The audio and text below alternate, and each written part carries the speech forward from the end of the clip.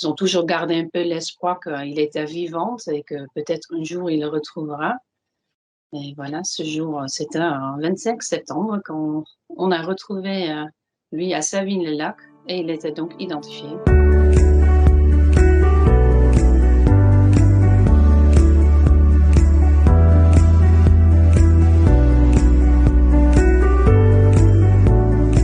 En fait, l'association, je l'ai créée il y a 2 ans.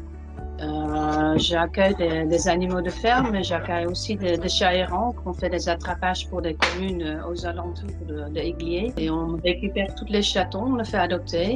Et si on a des chats errants adultes qui sont sociables, c'est idem, ils rentrent au refuge, on les fait adopter. On a reçu un coup de fil de vacanciers qui étaient au camping à Savines-le-Lac. Et ils étaient là juste pour une journée de passage et ils ont m'appelé parce qu'il avait un chat errant qui était affamé, qui était pas maigre, mais qui était très, très affamé quand même. Donc, ils ont donné à manger, mais il était très affectueux. Donc, ils ont se dit, on n'a pas envie de repartir sans signaler ça à un refuge.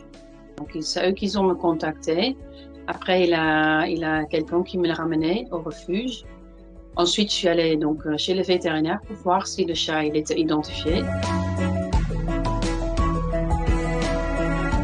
Le propriétaire de Diesel, quand on l'a eu au téléphone, il était très, très, très surpris parce que ça faisait 4 ans il avait perdu son chat. Il avait perdu quand il avait à peine 1 an, donc il était castré, identifié. Donc, cette propriétaire, il a bien fait tout ce qu'il faut faire quand on a un animal de compagnie.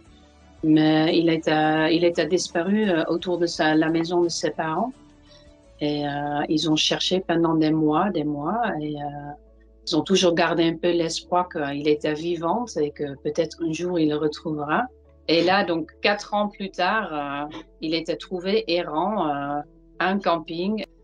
Et voilà, ce jour, c'était un 25 septembre quand on a retrouvé lui à Savines-le-Lac et il était donc identifié.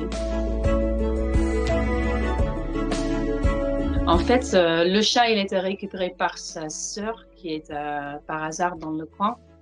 Mais ils ont envoyé une photo et ils ont envoyé des messages. En fait, le chat, il s'est mis dans son lit le soir, il ronronnait comme avant et il s'est mis comme il n'était jamais parti. Sauf qu'il est un peu plus grand maintenant. C'est vrai, c'est très important d'identifier vos animaux, même si les animaux ils sortent pas, parce que le jour qu'on le perd, il saute par la fenêtre ou il a quand même une porte ouverte ou ça arrive quand même assez vite. C'est très facile à trouver les animaux. Nous, quand on retrouve des animaux, la première chose, c'est nous, on passe le lecteur de puce chez le vétérinaire.